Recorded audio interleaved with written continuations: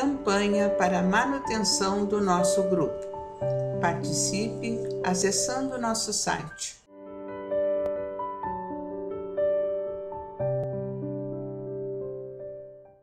Olá, amigos! Estamos aqui, mais uma vez, para dar prosseguimento à leitura do livro Missionários da Luz, pelo espírito de André Luiz, na psicografia do nosso saudoso Francisco Cândido Xavier.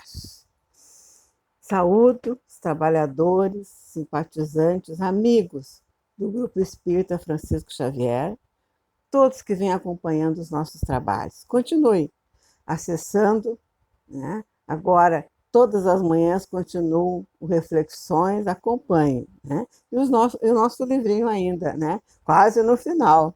Hoje nós vamos encerrar o capítulo 18, a terceira parte, que tem o título Obsessão. Muito interessante, né? Esse trabalho do Alexandre, do André, ali dando uma força numa sessão de desobsessão, né? De 5 irmãos nesse contexto. Sabemos que só uma mocinha, pela natureza espiritual dela, né, que vai se curar, vai sair dali já mais tranquila, aliviada de todo esse contexto, de toda essa carga, né? Então vamos lá. Examinando a extensão dos obstáculos ao restabelecimento completo dos enfermos psíquicos, considerei. Depreende-se, então, que Alexandre, porém, não me deixou terminar. Cortando-me a frase inoportuna, respondeu: já sei o que vai dizer. Verificando as dificuldades que relaciono para o seu aprendizado natural, você pergunta se não será infrutífero o nosso trabalho e não será melhor entregar o obsediado à própria sorte. Essa observação, contudo, é um contrassenso. Se você estivesse na terra, ainda na carne, e visse um filho amado em condições pré-agônicas, totalmente desenganado pela medicina humana, teria coragem de abandoná-lo ao sabor das circunstâncias? Olha que interessante, né? Não confiaria em algum recurso inesperado da providência divina? Não aguardaria ansioso a manifestação favorável da natureza? Quem está firmemente no âmago do coração de um homem, nosso irmão, para dizer com certeza a matemática se ele vai reagir contra o mal ou vai deixar de fazê-lo, se pretende o repouso ou o trabalho ativo? Não podemos, desse modo, mobilizar qualquer argumento intelectual para fugir ao nosso dever de assistência fraterna ao ignorante e sofredor. Urge atender a nossa parte de obrigação imediata, compreendendo que a construção do amor é também uma obra do tempo.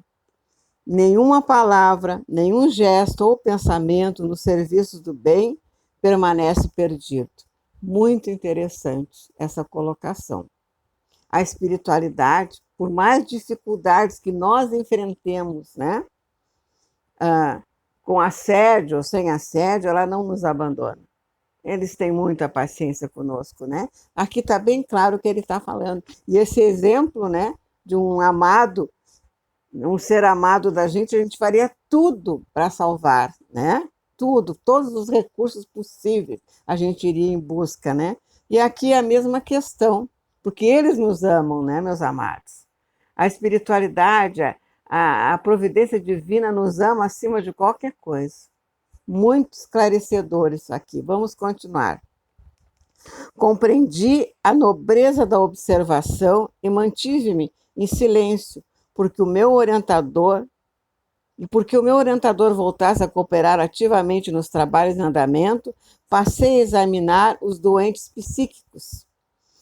E, enquanto o doutrinador terreno prosseguiu em sua luminosa tarefa da evangelização. Porque ele, junto, né, os doutrinadores, os trabalhadores aqui encarnados, junto com os desencarnados, a espiritualidade faz um trabalho intenso, né?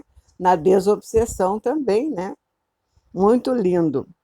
A jovem que reagia contra a perigosa atuação dos habitantes da sombra demonstrava regular normalidade em seu aparelho fisiológico. Semelhava-se a alguém que movimentava todas as possibilidades da defensiva para conservar intacto o equilíbrio da própria casa. Entretanto, os demais exibiam lamentáveis condições orgânicas.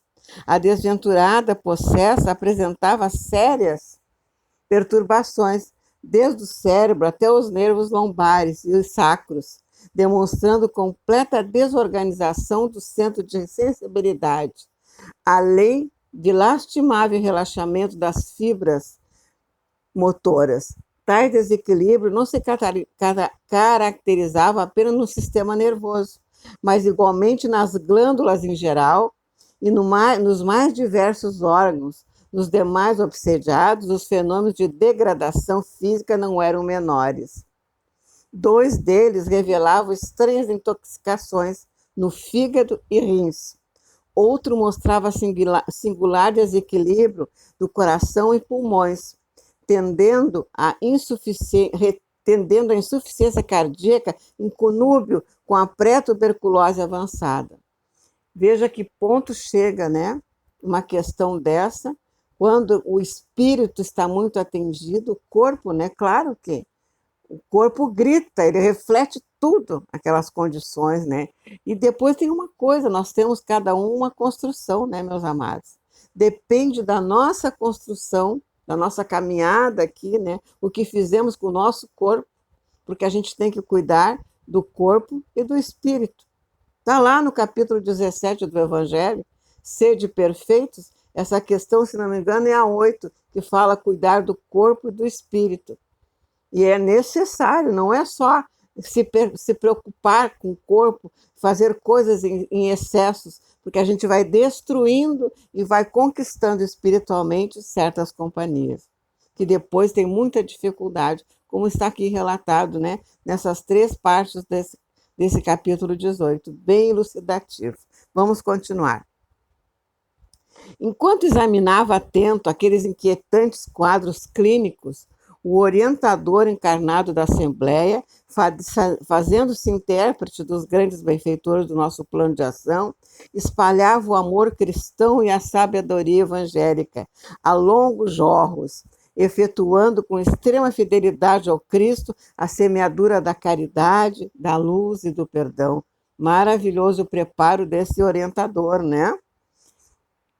Orientador espiritual aqui na Terra, né? Encarnado, né? Muito lindo, né? Ele tinha sabedoria evangélica através do estudo, do trabalho, claro, né?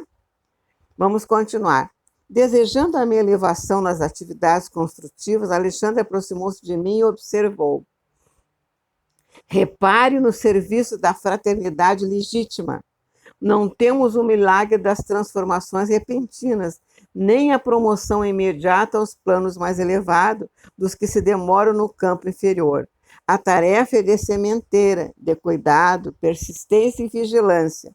Não se quebram grilhões de muitos séculos em um instante, nem se edifica uma cidade em um dia. É indispensável desgastar as algemas do mal com perseverança e praticar o bem com ânimo evangélico. Os serviços iam a termo. Sim, é uma caminhada. Aqui, inclusive, deve ser encontro de almas já, como fala aqui, de séculos, né? Que aí, às vezes, nós viemos com esse compromisso, né, meus amados? Lá na espiritualidade, quando está, né, na programação da nossa encarnação, a gente aceita que eles venham conosco, os espíritos que nós danificamos, venham através de obsessões para que a gente possa levá-los, porque são eles que nos levam para uma casa espírita, são eles, né, que nos levam para a doutrina, porque a gente é muito difícil ir pelo amor, né? Nós vamos pela dor, e às vezes é uma questão assim como essa, né, que nos leva a procurar essa doutrina de amor para nos esclarecer e nos melhorar através dos atendimentos, de toda aquela todo aquele contexto espiritual de uma casa espírita. É isso aí, vamos lá. Percebendo que meu instrutor voltava à nossa conversação mais fácil, expus-lhe as minhas observações, perguntando em seguida: ante os distúrbios fisiológicos que me foi dado verificar nos enfermos psíquicos, devo considerá-lo como doente do corpo também? Perfeitamente, está aí, ó. Porque o corpo são, a mente é sã, né? Aí é que está, né? Asseverou o instrutor. O desequilíbrio da mente pode determinar a perturbação geral das células orgânicas, e é por esse motivo que as obsessões quase sempre se acompanham de característicos muito dolorosos. As intoxicações da alma determinam as moléstias do corpo. Exatamente como eu estava falando, né? Antes que eu pudesse voltar a perguntar, percebi que a reunião estava sendo definitivamente encerrada por parte dos amigos da crosta.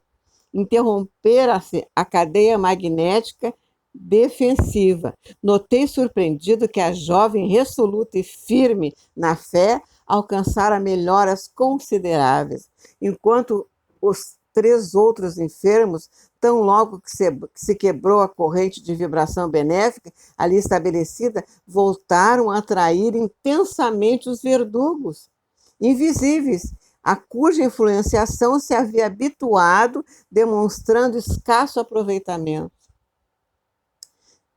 Estavam habituados com aquela questão, né? Às vezes, até o próprio, como fala aqui, o encarnado tem tanta carência que não quer nem se desvencilhar daquelas companhias espirituais.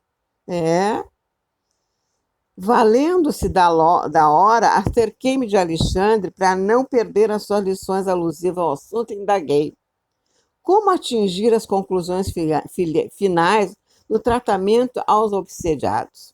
Ele sorriu e respondeu: em todas as nossas atividades de socorro, há sempre imenso proveito, ainda mesmo quando a sua extensão não seja perceptível ao olhar comum. E qualquer doente dessa natureza que se dispõe a cooperar conosco em benefício próprio, colaborando decididamente na restauração de suas atividades mentais, regenerando-se à luz da vida renovada no Cristo, pode esperar o restabelecimento da saúde relativo ao corpo terrestre. Quando a criatura, todavia, roga a assistência de Jesus com os lábios, sem abrir o coração, a influência divina não deve aguardar milagres da nossa colaboração.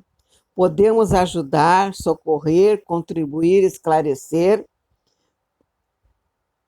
não é? Porém, possível improvisar recursos cuja organização é trabalho exclusivo dos interessados.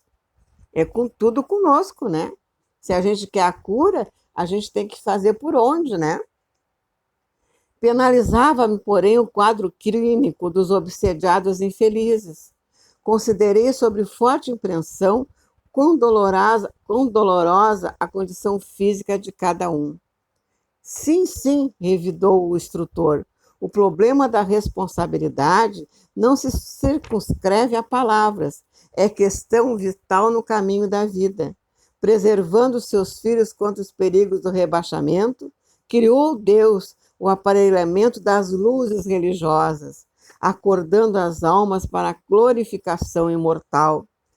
Raros homens, entretanto, se dispõem a respeitar os desígnios das religiões, olvidando voluntariamente que as menores quedas e mínimas viciações ficam impressas na alma, exigindo retificação.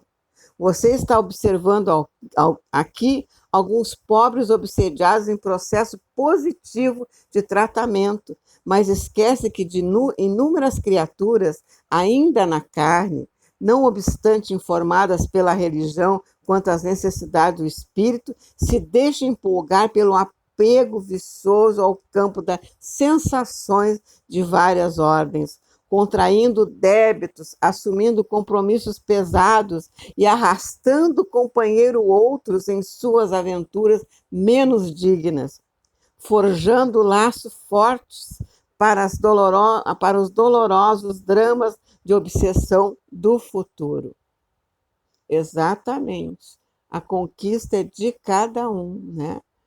Mesmo que a gente frequente uma casa espírita, uma igreja, um templo evangélico, qualquer situação religiosa, se nós não nos modificarmos, nada vai acontecer.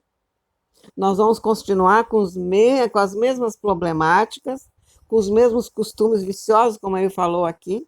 Depende de cada um de nós abrir a consciência, né, meus irmãos, para essa questão da renovação, né, da mudança íntima, da reforma, famosa reforma, né, que a gente tem que fazer conosco mesmo. É isso aí. Vamos lá, que está bem interessante. E depois de sorrir, paternalmente acrescentou: que deseja você? É certo que devemos trabalhar tanto quanto esteja ao nosso alcance, pelo bem do próximo. Todavia, não podemos exonerar os nossos semelhantes das obrigações contraídas. O servo fiel não é aquele que chora ao contemplar as desventuras alheias, nem os que as observa de modo impassível, a pretexto de não interferir no labor da justiça. Olha só, o sentimentalismo doentio e a frieza correta não edificam o bem. O bom trabalhador é o que ajuda sem fugir ao equilíbrio necessário, construindo todo o trabalho benéfico que esteja a seu alcance, consciente de que o seu esforço traduz a vontade divina. Alexandre não podia ser mais claro. Compreendia-lhe o esclarecimento instrutivo, mas notando a saída dos enfermos sob o amparo vigilante dos familiares que os aguardavam à porta, voltei a indagar: meu amigo, e se conseguíssemos o afastamento definitivo dos perseguidores implacáveis na qualidade de antigo médico do mundo? Reconheço que esses doentes psíquicos não trazem as enfermidades de que são portadores, circunscritas à mente, com exceção da jovem que reage valorosamente, os demais revelam estranhos desequilíbrios no sistema nervoso, com distúrbios do coração, fígado, rins e pulmões. Admitamos que fosse obtida a conversão dos verdugos que os atormentam. Voltariam depois disso à normalidade orgânica? Alcançariam o retorno à saúde completa? Bem interessante essa questão que o André coloca aqui, né? Vamos ver o que ele diz. Alexandre meditou alguns minutos antes de responder e asseverou em seguida: André, o corpo da carne é como se for um violino entregue ao artista, que neste caso é o espírito reencarnado. Torna-se indispensável preservar o instrumento dos animáculos destruidores e defendê-lo contra os ladrões. Observou a jovem que tudo faz para guardar-se do mal? Tem estado a cair sob os golpes dos perseguidores que lhe assediam impiedosamente o coração. Entretanto, como alguém que atravessa a longa e perigosa senda sobre o abismo, confiante em Deus, ela tem recorrido à prece incessantemente, estudando a si mesmo e mobilizando as possibilidades de que dispõe para não perturbar a ordem dentro dela própria, na tentação de que é vítima. Tem essa irmã a provação que a redime. Ela, porém, com o heroísmo silencioso do seu trabalho, tem esclarecido os próprios perseguidores, compelindo-os à meditação e à disciplina.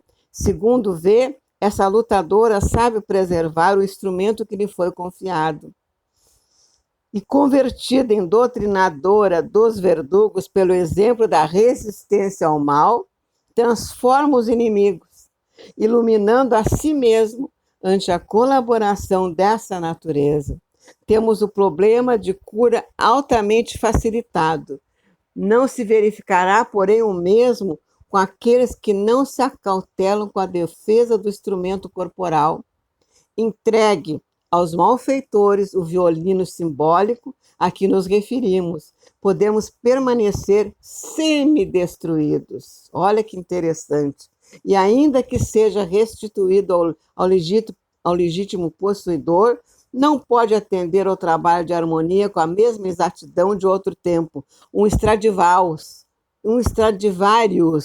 vamos ver, uma das mais famosas marcas de instrumento de corda do mundo. É lindo, né? O violino dessa fábrica, né? Pode ser autêntico, mas não se fará sentir com as cordas arrebentadas. Exatamente.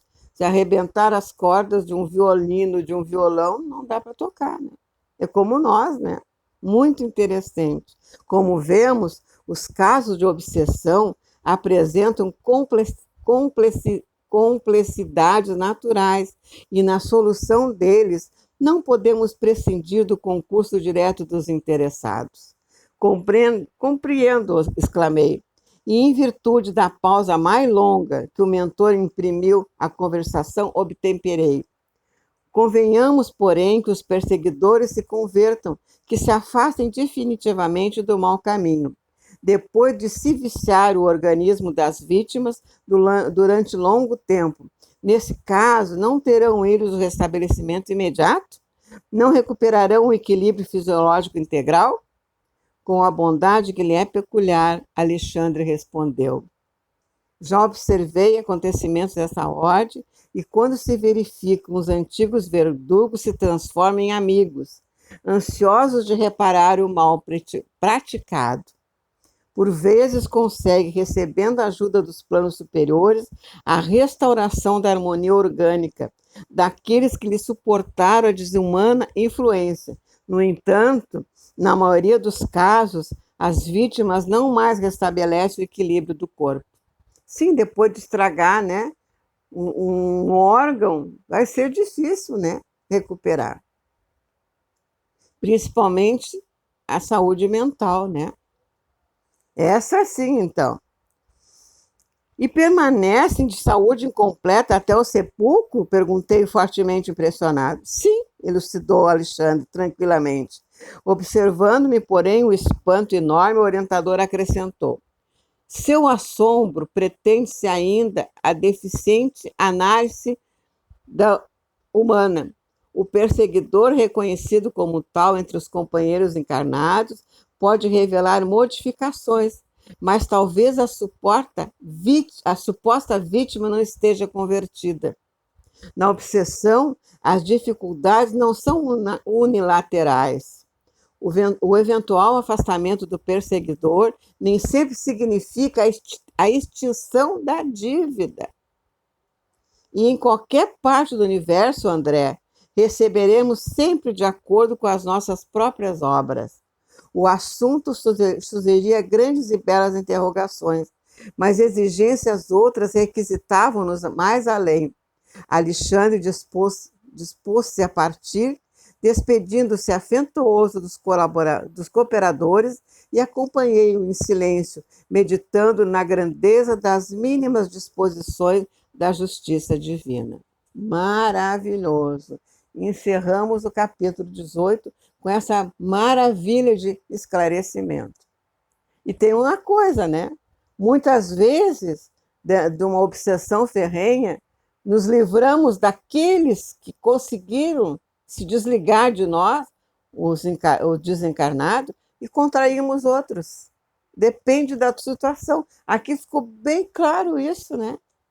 Depende da nossa modificação mental, das nossas atitudes, porque é tudo cabeça, boca e mãos. Quer dizer, cabeça pensando, a boca cuidando do falatório e a mão trabalhando. Aí é que está, né?